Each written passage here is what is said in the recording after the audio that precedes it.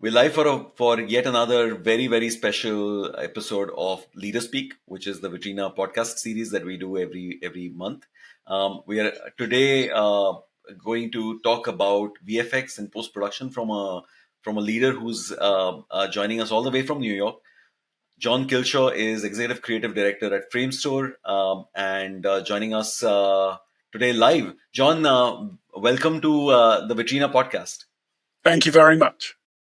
Fantastic. And this is an exciting period for us because there's again a massive revival that's currently going on across major markets.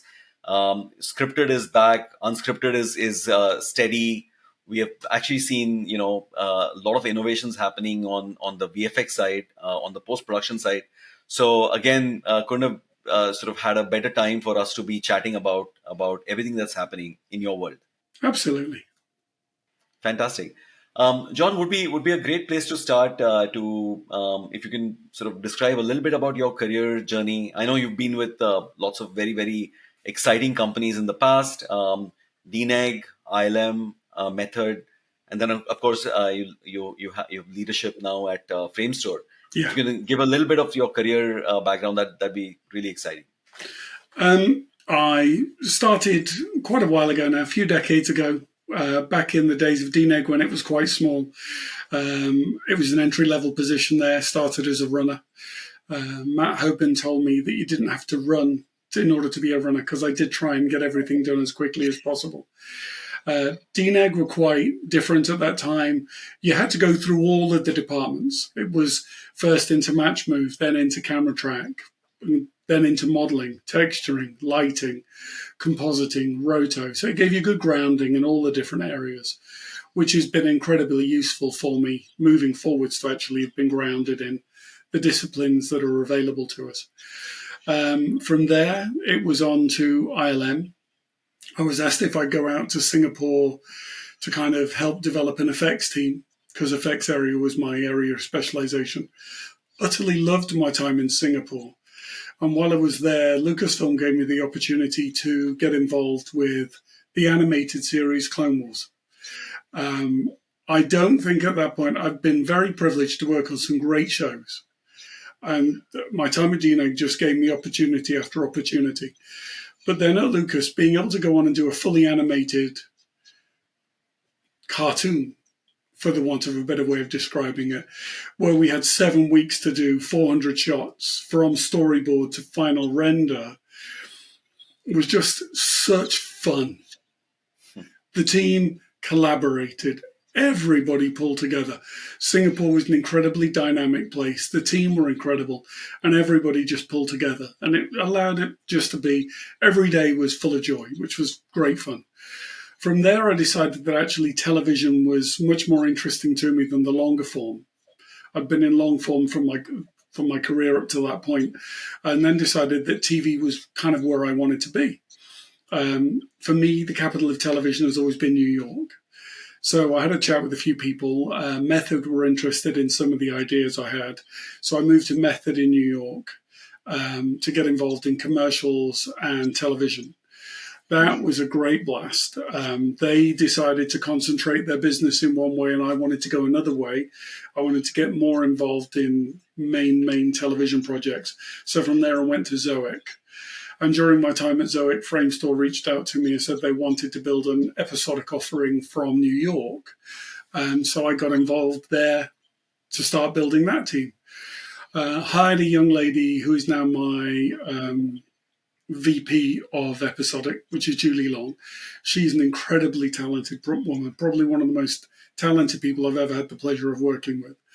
And between the two of us, we have built the New York offering in episodic. We now help look after and run an episodic team in London as well. So we have a bit of a global footprint. And the business has just been going from strength to strength. We work with some great studios. We've had some fantastic times doing amazing work. And the work we're getting offered just seems to be going from strength to strength to strength. So our way of working seems to be doing us proud.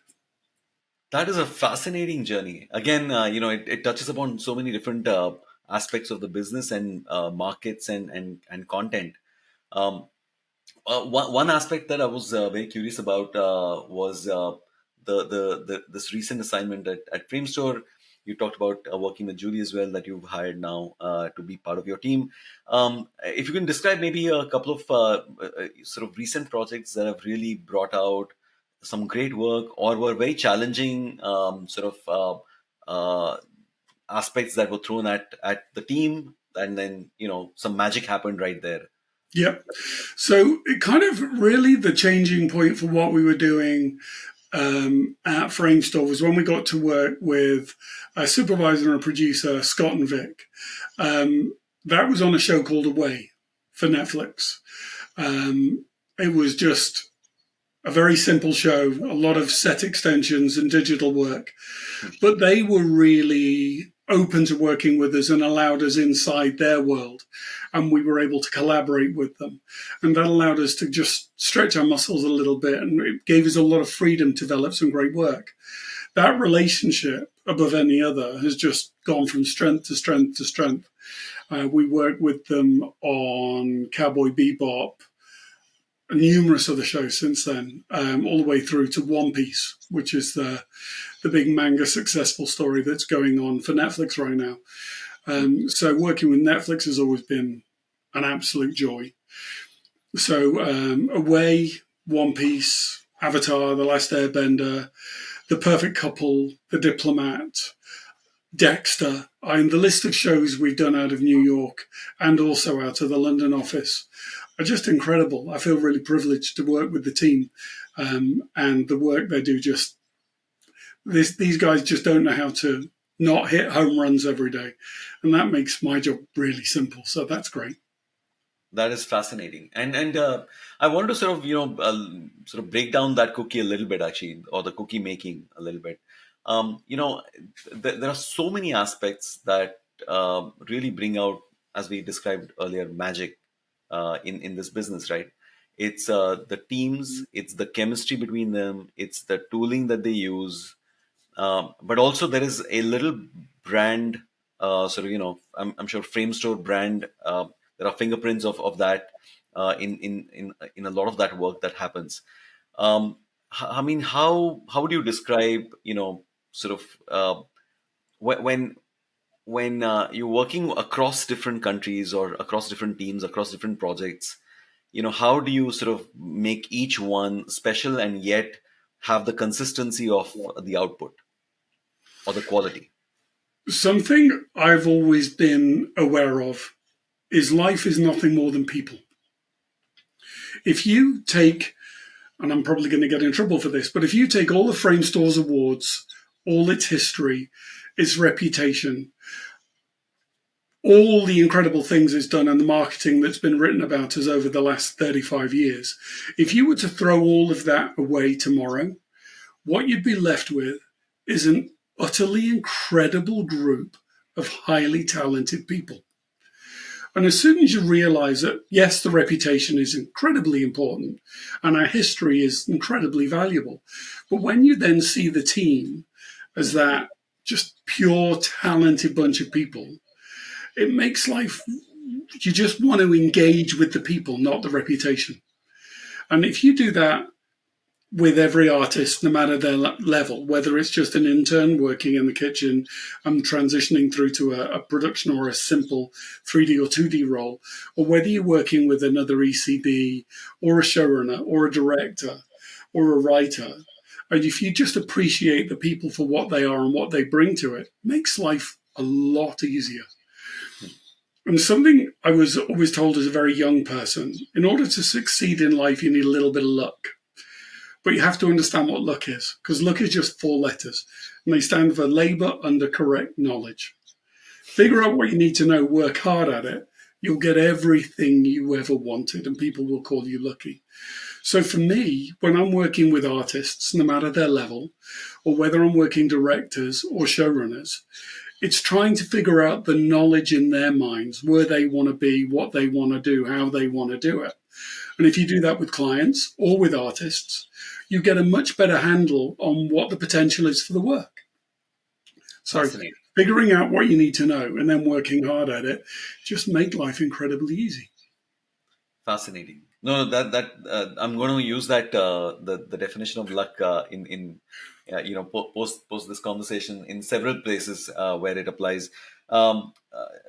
John, one aspect that I was then wanting to also understand was the client in this particular case. There is a particular sort of brief that comes in. You are interpreting that brief. Talk a little bit about how that itself is another set of um, both sort of chemistry, art, science. How does that break down? Those interactions. Um, understanding, understanding the emotive beats that the client wants to achieve.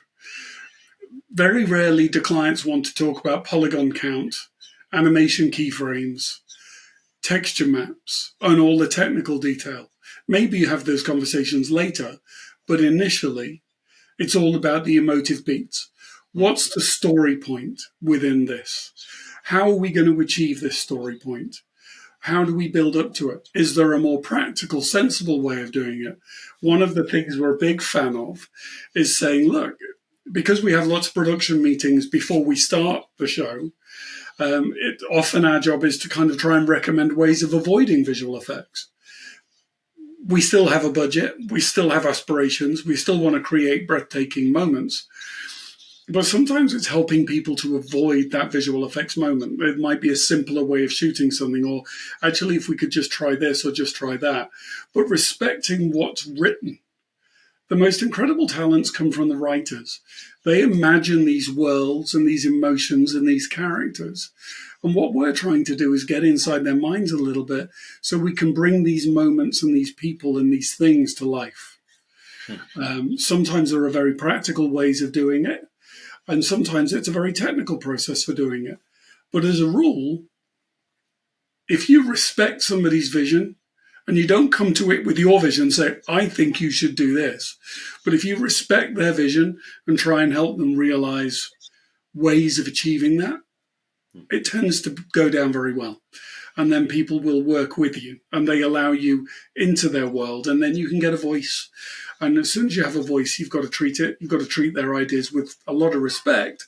But when you get that voice and that opportunity to talk, you've just got to make sure you stay on point. And that comes down to hard work. The first part is figuring out what you need to do, and then you just got to work hard at it. Fascinating. John, I'm going to ask you a question about any recent examples where, the output was great, but even the journey to get to that output was also just very, very memorable. There's something that you want to share perhaps on that one. That'd be Working on Godfather of Harlem with Chris Brancato. Chris is the showrunner. He's an incredibly talented man at seeing stories and working stories together and figuring out how to bring new elements together. And of most of the people I've worked with, he's incredibly collaborative, and he allows people into his world to work with him and to try and achieve more. So there was a moment in one of his shows where a leading character gets shot. And it just didn't feel like we were trying to get there. We didn't feel like, kind of this moment was going to really capture everybody's imagination. And I was able to get on a call with him and have a chat and say, look, the way I see this is in this and this and this. He instantly responded well to that. How do we shoot it? What do we shoot? What else are you going to need? And he just took it to a different level. Then he made it his. He made it into something very, very different than we talked about. And he sculpted this fantastic moment. And then when you actually produce that moment, it goes on air, you go, with everything he did in the run up to that one moment at that point and everything he did after it, he took a good idea and made it fabulous. And that's one of the great things about working in this industry. The talent of some of the people on both sides of the fence, both at the vendor or the studio side, the talent's incredible, and you just sometimes have to sit back and take a deep breath and go, it's a pleasure working with you. Fascinating. And I can totally see that how that chemistry just created a stunning piece of content then at the end. I've done all the seasons of Godfather of Harlem to date, and it's a show I just love.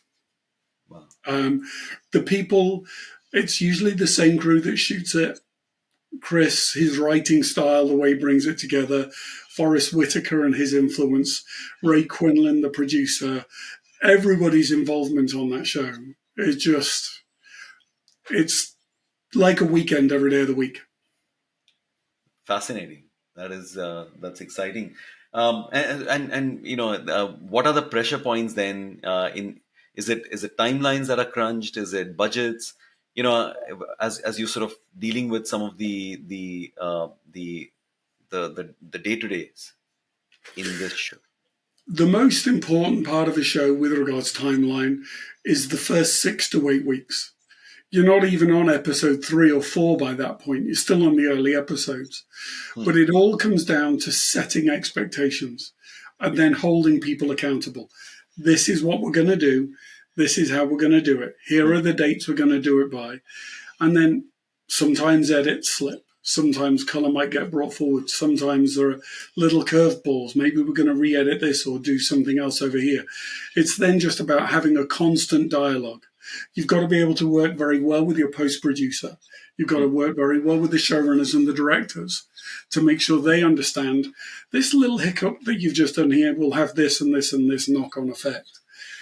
The last 4 to 6 weeks of a show, if it's done right at the beginning, the last few weeks are a trickle.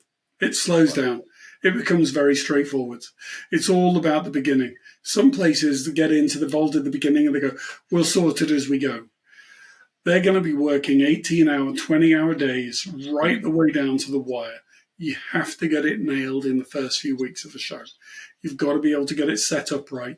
You've got to get the relationships working with the studio, with the directors, with the showrunners, with the producers and the editors. You've got to get it all working right very, very early on. If you can do that, it's not a difficult process. There's always curveballs because there's always new ideas, and that's fine. But you've got to build in enough time to let the show breathe so that you can have new ideas later on down the line. Talk about curveballs and new ideas, John. Technology plays a massive role in VFX and this, industry, right? Especially animation, VFX. Technology's evolved from the time that you were a runner to today, to present day. Technology's massively evolved. Yeah. How do you sort of see that play a role? Is there a lot of time that you personally spend evaluating new technologies? As new things come in, or do you have like a team that does a lot of R&D? How do you usually approach the whole technology paradigm? We have at Framestore, we have a lot of people assessing and looking at new technology all the time. But one of the great things about Framestore, it's a very open structure. So I sit down and I also work with some of the new technology which is out there at the moment. I work with the Real-Time Society, and there's a lot of links there into different styles and ways of working across different industries. And one of the great things about Framestore is its openness. So if I see something or try something or want to attempt to do something in a different way, all the people who are working within the new technology areas are very engaging, so that we're constantly able to bring new ideas to the fore and then all work together. It's not, well, you don't understand how to do the code, so leave us alone to do it, which I've encountered that before as well. Framestore, it's very open, very involved. The president of North America gets involved in some of the AI work that's going on. Different people at all levels are getting involved. If you look at the faces on the meetings where we discuss technology, there are people in the 20s and there are people like me in the 60s. And there's just a cross-section of people, some bringing practical experience and some bringing new technology. And for me, the best implementation of this kind of stuff is going to be respecting and understanding history and tradition and what we need to achieve within the workflow and utilizing technology. It has to be a fusion. We've been through lots of changes within visual effects. Yep. Many, many, many years ago, computer animation came along and everyone was going, oh, that means animators are going to be out of a job. Years later, Nobody had lost their jobs. Cell animators were still working as cell animators. Stop motion animators were still working as stop motion animators. But now all of a sudden, there was a whole new group of people and a whole new appetite for a different level of work. Blue screens and green screens came along at one point a long time ago, and people said, well, this is going to mean we won't need to go on location anymore. Decades later, we're still going on location.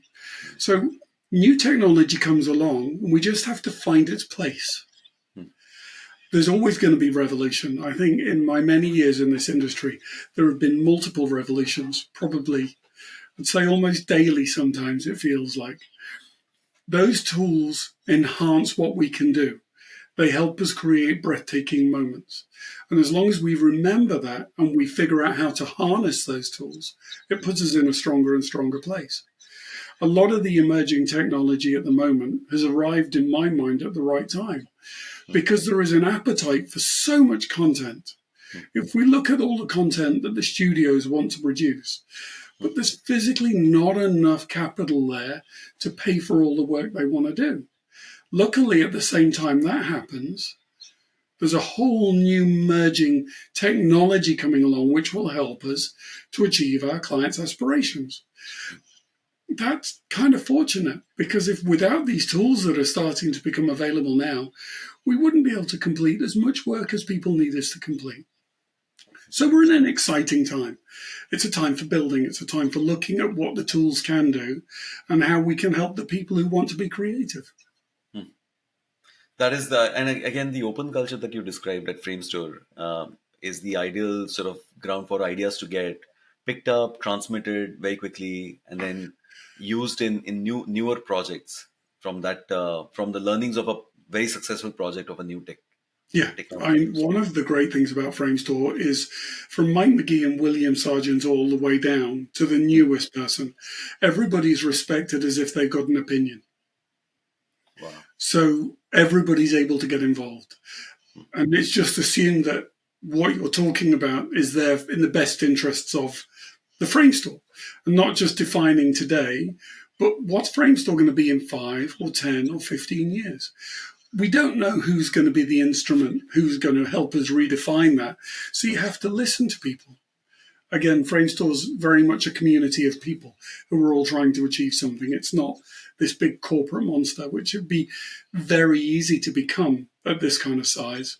But I think the personalities of people like Mike McGee, Fiona Walkinshaw, Charles Howell, William Sargent, keep that openness and that involved level within the company to create a really special environment. Fascinating. No, that again, the culture is so critical for that experimentation to really thrive in any environment. John, in the recent days, any tech that you've really been fascinated about that's really caught your attention? There's some software which Autodesk are on the edge of releasing, which is really interesting to me, but I'm not sure how much of that can actually mention. Again, side effects and the Foundry, and these are the main software providers for our world. They are creating some really incredibly powerful tools. And it's not surprising when you look at their history as companies, they've been on the cutting edge of everything for the last 20 years, and in some cases going back even further.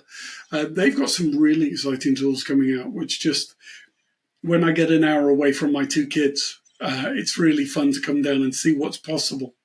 And I'm just finding that more and more and more things are becoming achievable in kind of a heartbeat rather than an afternoon of hard work. So I've got to say thank you to the people who provide us with our tools, because their hard work and their effort at the moment is really, really, really making life for us exciting. That is fascinating, and again, great to hear you talk about these 3 companies. Again, they are known in our industry for some great software and solutions. So thanks for bringing that up. One aspect, John, I wanted to sort of switch gears on is just the way the supply chain is changing. At Vitrina, we are really focused on the kind of tooling, technologies, and service providers that are entering, specialists that are constantly entering into the supply chain. In the case of VFX, do you see a big shift where VFX is now being brought in much earlier in the cycle? From production, is it now entering into development? Talk a little bit about how things are changing in that dimension. It depends on the studio. Some studios are working more traditionally. We've been greenlit. Here are the scripts. Here's the production design. We need to do this, this, and this. Hmm. Studios are very much more proactive. Here's an idea. What do you think? How do you think there's a way of implementing this in a different way? And occasionally, we've even been able to get involved in shows before they've been greenlit. Some showrunners are now understanding of visual effects to the point where they will reach out before they've even really got into the writer's room properly, and they're talking about concept art. And the design team and the art team at Framestore are just incredible. And when you get people who are then talking about, oh, well, we could do this or we could do this, and the art team just produce these renderings and stills, which elevate shows to new levels. So again, it comes down to the needs of the show. Sometimes it's implementation work. And then there's other shows like currently working on The Diplomat. The Diplomat's an incredible team, from Deborah Kahn right the way through, all the way down through the team. And they're very engaging. We're going to be doing this and this and this. What would be the problems? How could we do this? And just their ability to engage makes them a pleasure to work with. Netflix and their support of The Diplomat, again, is incredible.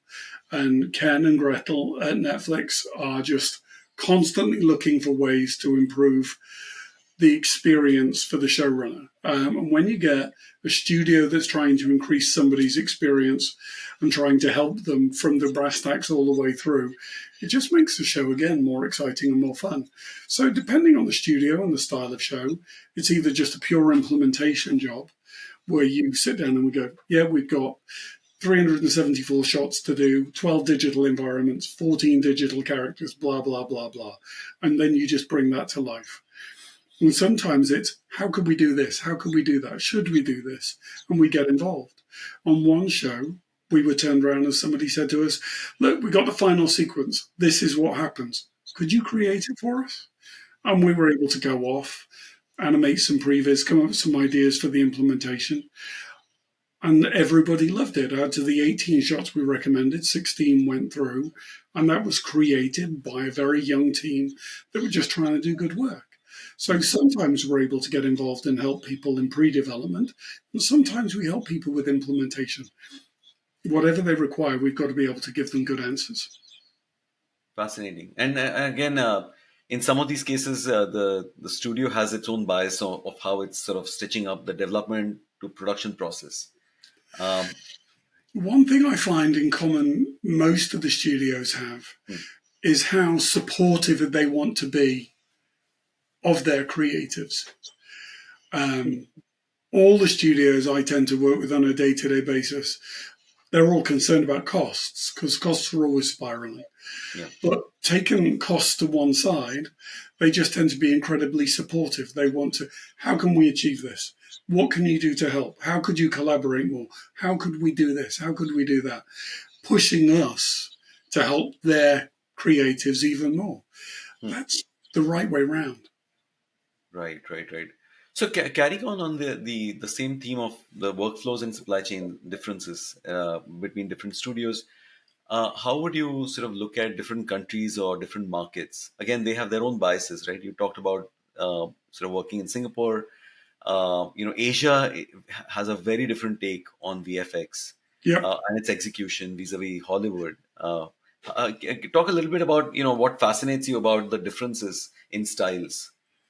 For me, it's all about the storytelling traditions. I was very lucky to work for Shirogumi in Toho Studios in Tokyo with Takashi Yamazaki, just for some commercial work. But I was looking at some of the other stuff they were doing while they were there.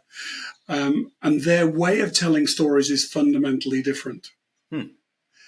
And then when you start to realize that and you get involved, it just shows you there's a different way of thinking about narrative. So for me, looking at the Indian storytelling traditions, the Asian storytelling traditions, some of the ways the Chinese movies are now telling stories, it's all a different take on it. And that allows us to kind of, I think, start thinking out the box with all of our storytelling traditions. And how we go ABC, I think is changing a little bit. There was a show a couple of years ago called Kaleidoscope, which was non-linear television. The showrunner was Eric Garcia is an incredible guy. His ability to try and bring together one story from 8 different points of view and mix it all up so you didn't have to watch them in a given order. The number of conversations I had with people who were constantly saying, number 4 is the first episode, isn't it? Should we start with number 8? And just that level of dialogue shows that there's a lot of interesting things we can do with narrative. And for me, narrative is all about looking at different cultures, different parts of the world, different storytelling traditions, and seeing how we can utilize it across everything. Because the more and more and more the different storytelling traditions become part of our memories and our makeup, the more interesting I think stories are going to become. Fascinating. Yeah, I can totally see that style actually have a sort of massive imprint on the final work that comes out. John, one other question which still on the same theme of workflows and or within the supply chain. COVID had a massive impact on camera to cloud, remote working. What are your key sort of learnings from COVID, just in terms of how quickly things changed in the VFX side? If you can talk a little bit about that phase and the impact that it's sort of retained. So for me, it showed the depth of the industry's ability to think and rationalize. It's not a very surface orientated business, it's a very deep business. Because I think to be able to turn around, and for Framestore to turn around in, I think it was 6 days, and go from an office based to a remote based workflow was just for a company of 3,500 people was an incredible technical achievement. Now, lots of people had to get involved with that process. It wasn't just the tech team. There was so much support the tech team required to get into that. But everybody was focused on, this is what we need to do. We need to maintain client contact. We need to make sure that the ingest is still happening, that the output is still happening, that all the work that they're requiring is still hitting the right dates. And it became a very seamless transition, but that could only happen because of the depth of the technology that was available within the group. And I think it really, more than anything, and something people don't talk about very much, more than anything, it showed what our industry is brilliant at, and that's problem solving. And not just problem solving, but figuring something out, implementing an answer today, and getting it done, and making it work and making successful. The visual effects industry is brilliant at making sure that it avoids disaster, because it's a creative world. And there are potentially lots of problems within the creative world every day of the week, and sometimes more than once a day. And just its ability to get involved in that and to fix problems, that's what studios offer their clients. We offer them the ability to make sure disasters don't happen. Fascinating. There's again the other theme that has besides COVID, the other theme that we've actually seen within the industry is the unit economics is changing dramatically. Streaming, broadcasting, box office, right? The way money is being made in this industry is very different now from how it was, let's say, 5 years ago, right? What are the pressure points now on VFX? I was talking to Joe Plate from DNEG a few days ago, and he was actually talking about how technology is actually sort of bringing down the costs, in a lot of areas, including de-aging. Any thoughts relating or any recent experiences in that fashion? The process is being really interesting. It is allowing us For me, does it bring down cost? Yes, but actually, the real advantage of it is not just in the fact it's bringing down cost; it's enabling us to get to the work that makes the work exceptional quicker. Hmm. Does that have an effect on cost? Absolutely, it has an effect on cost. But for me, when I'm working on a project with a client, cost is important. I get that. But actually, breathtaking moments is equally as important.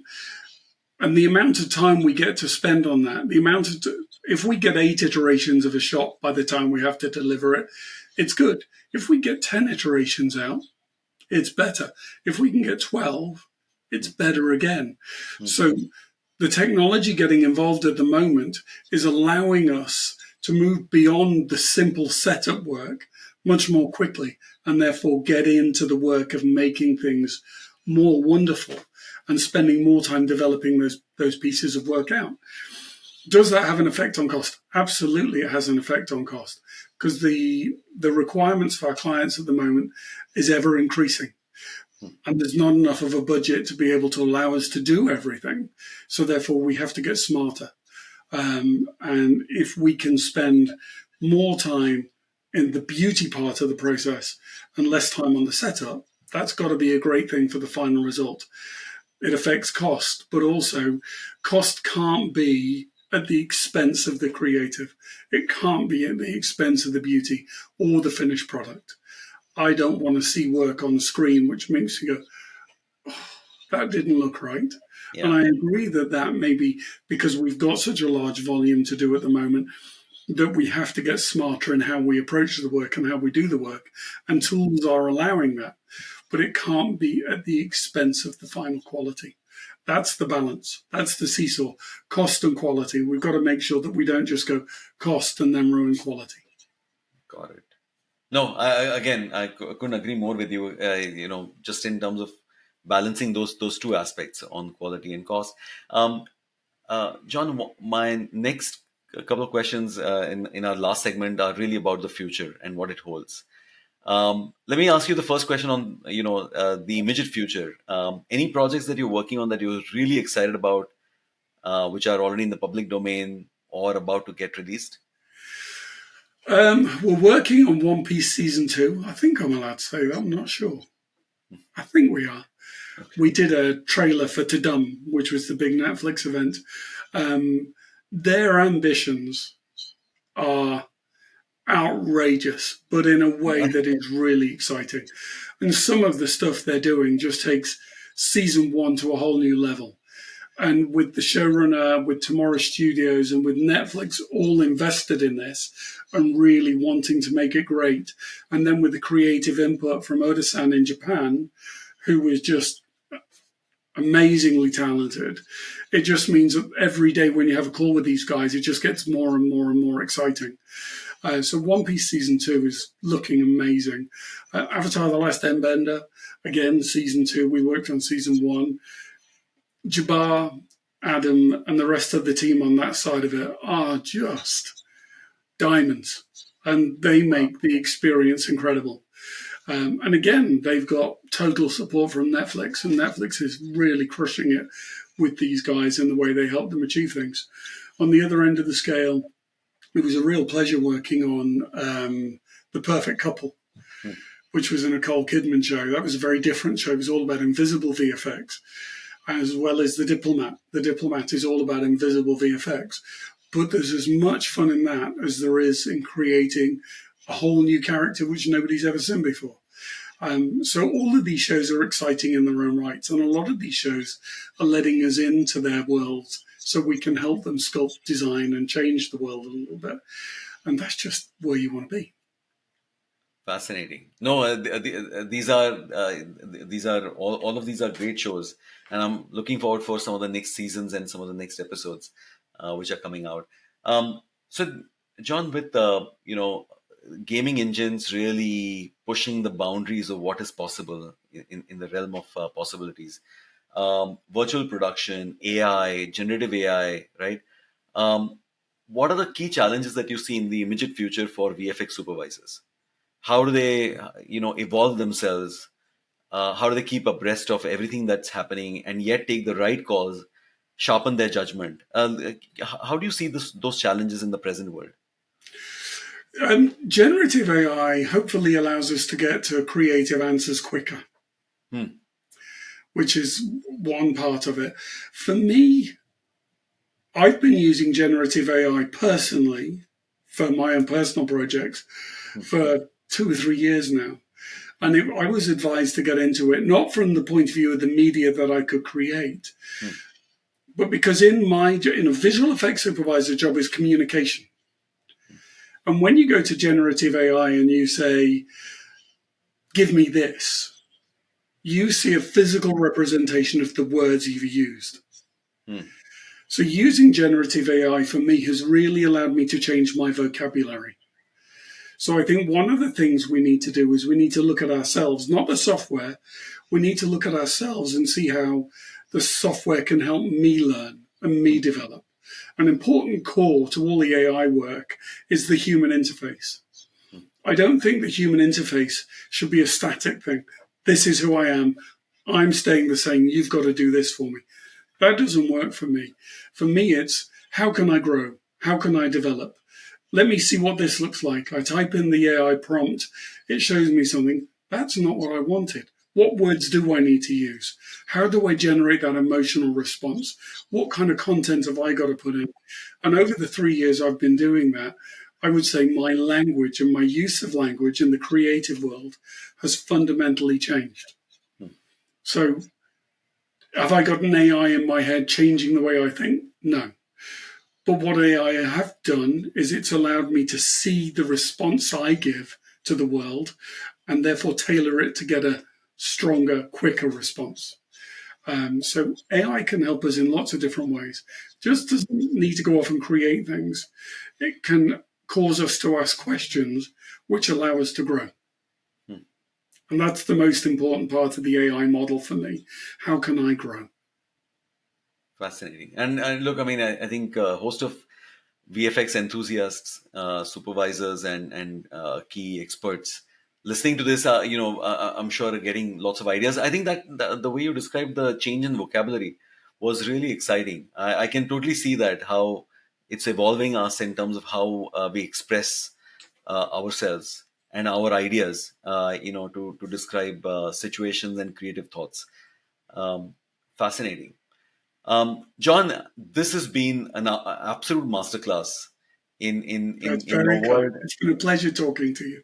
Likewise, and thank you so much for doing this. I'm looking forward for lots of things that you talked about, which are coming out very soon. Thank you for sharing that. It's been a pleasure. Thank you. Thank you.